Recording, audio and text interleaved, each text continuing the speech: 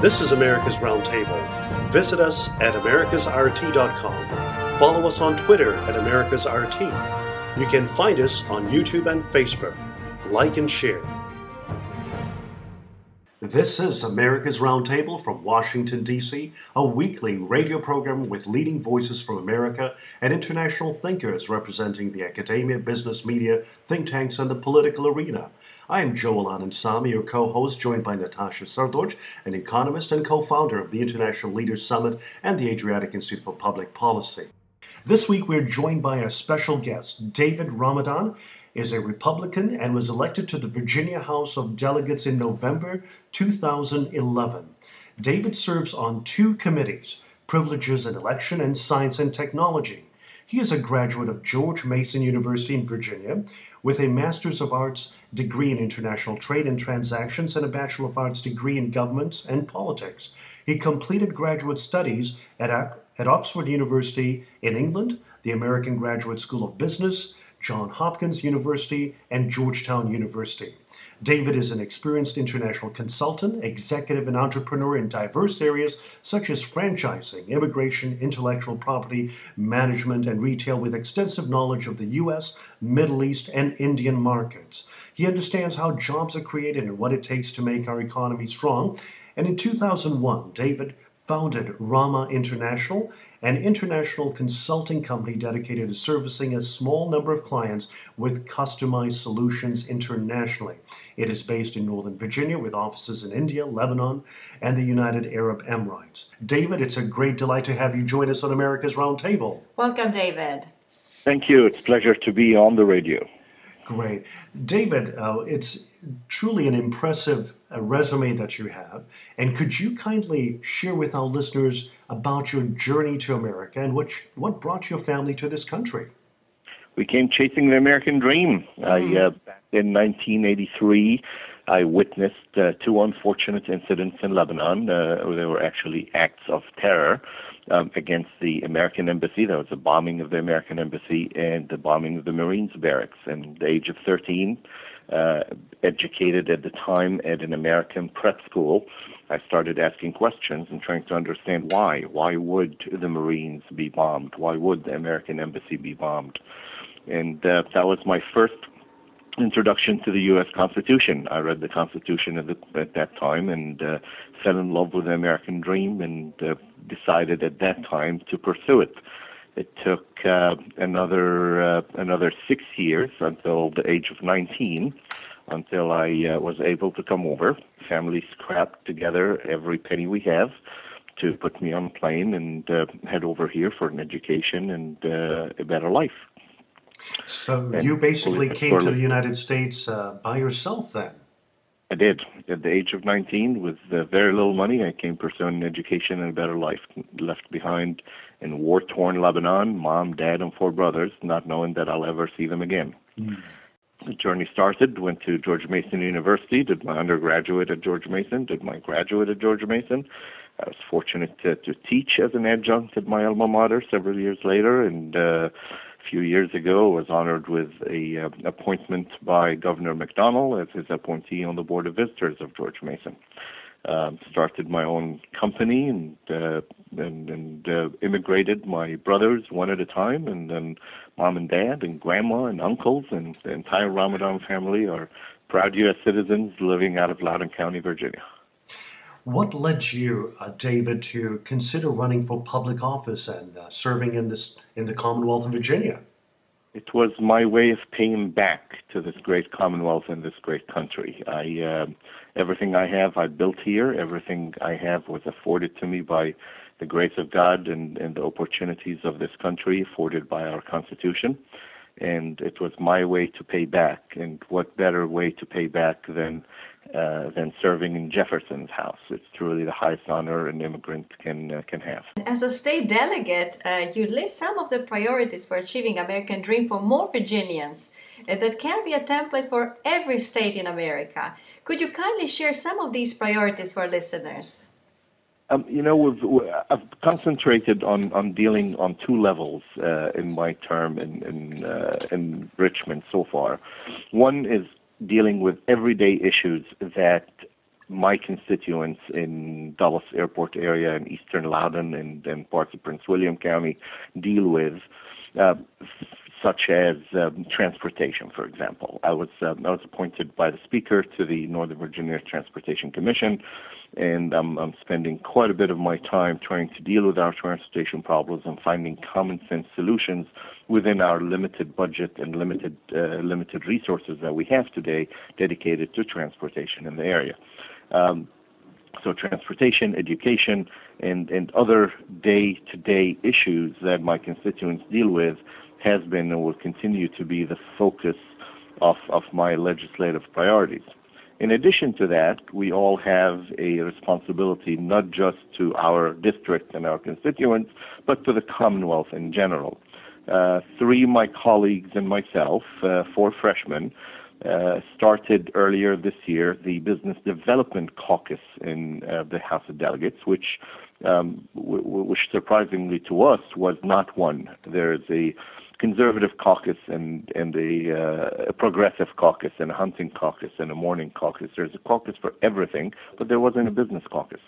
So we started a Business Development Caucus. We're four freshman members that happen to be all small businessmen, and we represent different parts of the Commonwealth. Delegate Watson is from the Williamsburg area. Delegate Webert is from Fauquier. Delegate Head is from Roanoke, and myself from Loudoun. And we took it upon ourselves to go around the Commonwealth for the past 6 months after our last session and hold business town halls. We held 6 of them. Of course, the caucus now has been joined by 27 other members of the House and Senate.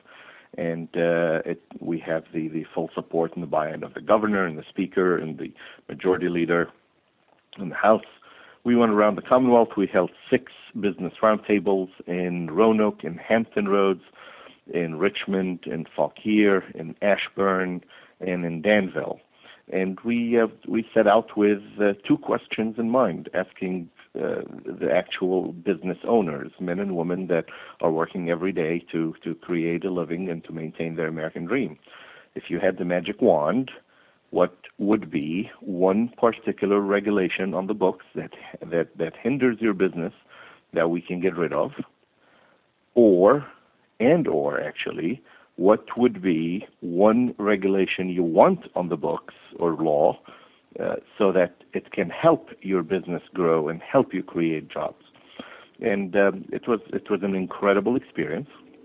We were joined through these 6 business roundtables with the Speaker of the House on one, with a representative of the Governor's office on each one of them, including the Secretary of Commerce and Trade, with several members, colleagues from the House and the Senate, bipartisan, both Republicans and Democrats. Over 22 of them attended, and we met overall over 130 companies. And we came up after all the thoughts and the notes and the suggestions that they gave us and the problems that they're dealing with. We narrowed down 16 particular issues that we're going to take on this year legislatively, and we're currently in the process of drafting 16 bills that will be pro-business bills that came from the business community through this effort. Right. Could you perhaps mention some of these issues that you would think would be most interesting to know about? They really varied. They varied from something as simple as our state corporation commission is not fully digitized today. We are, as you know, Virginia is one of the best states to do business in. We are number 1 or number 2, and we play back and forth between Texas and Virginia. However, we can make it better, and we discovered that our state corporation commission is not fully digitized. And issues such as home-based businesses for women that live within HOAs that are limited by HOA rules to establish their own businesses and companies within their homes, to issues that cover tax credit on farmlands, to issues that cover how lengthy it takes for businesses to observe or to be able to get permits through counties and towns and cities, to export assistance for coal and agriculture, and how can we make it easier for our farmers and companies to export Virginia goods to the Far East, which is a huge market for us. So they really varied, and that was part of the advantage we had, since the four of us and then some of our other colleagues that joined had different experiences and different specialties within business. We were able to use that to hone in on specifics that we can help with. David, as we've been talking about economic freedom in America over these past few weeks, we had Dr. Mark Miles just a few moments ago this weekend on our program talking about economic freedom in America and some of the challenges that American entrepreneurs, business leaders, and our fellow citizens are facing when it comes to experiencing the American dream. And in fact, we have noticed in a number of indices published by, for example, the Heritage Foundation, Wall Street Journal's Annual Index of Economic Freedom, or the World Bank Doing Business Report, or Cato's published reports on economic freedom, that over the past decade, economic freedom in this nation has declined. And I was at a conference just most recently where I heard individuals whose grandparents immigrated to the United States seeking economic freedom are wondering what their grandchildren or children will do in perhaps returning to the places where their ancestors came from, because there's greater economic freedom elsewhere than in our country. And what can legislators that are reform-minded, issues that you have taken on, and Governor McDonnell and others that have taken on, can actually advance the right policies in restoring America's economic freedom? Joel, I appreciate that thought. We certainly are facing challenges in economic freedom in the United States, and there are a lot of things that we can do better. But I do want to make sure that we all remember and still recognize that we are still the greatest nation on earth. And I do believe that we have the greatest Commonwealth on earth in the Commonwealth of Virginia. We face challenges. We could do better. It is our responsibilities, everybody who is in public service today, to make sure to maintain these freedoms for the next generations to come. But I doubt that we will be any worse than international or other companies around the world. We are still the cradle of democracy and cradle of freedom. This is still Reagan's country, and this is still the city shining on a hill. But how can we make it better? Well, one thing that I believe in, just like many of my conservative or all of our conservative friends believe in, and all of us in public service that are on the Republican side believe in, is that we need to keep government out of the way. We have seen this in our own businesses. We heard it in our roundtables. And the number one impediment to business today is government regulation, and we need government out of the way. The American dream is based on American entrepreneurship. That's the genius of our country, is a constitution that gives us the freedom to dream and freedom to do what we want out of those dreams. Nothing's guaranteed in America. The American dream is not a guarantee of a house or of a guarantee of a business. However, it's a guarantee of an opportunity. And our job is to make sure that those opportunities remain there. And that's what we need to continue to do for the generations to come. David, many states are experiencing increased government spending. Spending at the federal level has led to $1 trillion deficits for 4 consecutive years, and public debt surpassing 100% of GDP.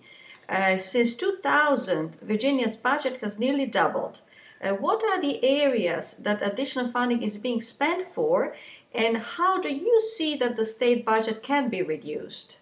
State budgets nowadays is hampered by quite a bit of federal regulations that come down on us. So one and foremost, just like we need to keep government out of people's business, we need to keep government, and federal government is what I'm referring to here, out of the state's business. There is a certain role for the federal government. National defense is a national issue, and that is the job and the role of the federal government. However, medicine and healthcare and insurance are not a federal issue. They should not be a federal issue. Education is not a federal issue.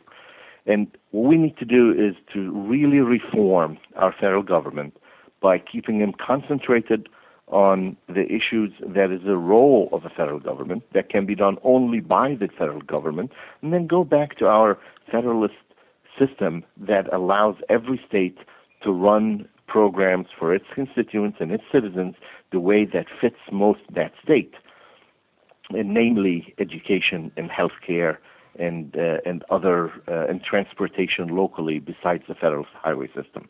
Yes, David, also you mentioned you are actually an advocate for property rights, and you mentioned that you will oppose any and all efforts of the government to confiscate private property. One of the ways that I would say the government confiscate private property here in the United States is inheritance tax, or so-called death tax.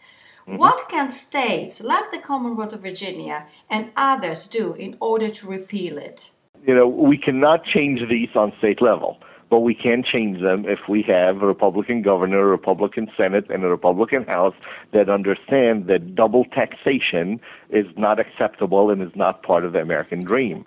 Inheritance tax is double taxation. Exactly. And if you work hard all your life, you pay taxes on your income, and then you save the rest of it because you were prudent and smart, you shouldn't be taxed and the government shouldn't take half of it when you die. That should be something that you leave for the next generation because of what you did in life and how hard you worked. So that's one way to do it. Private property is part and parcel in the essential, one of our essential pillars of the American system. In Virginia, as you know, we also have constitutional protection for private property. We're actually making it stronger this year. Delegate Bell from Virginia had championed another restriction on eminent domain so that we can protect our citizens from government taking of property. That will be on the ballot on Virginia this year.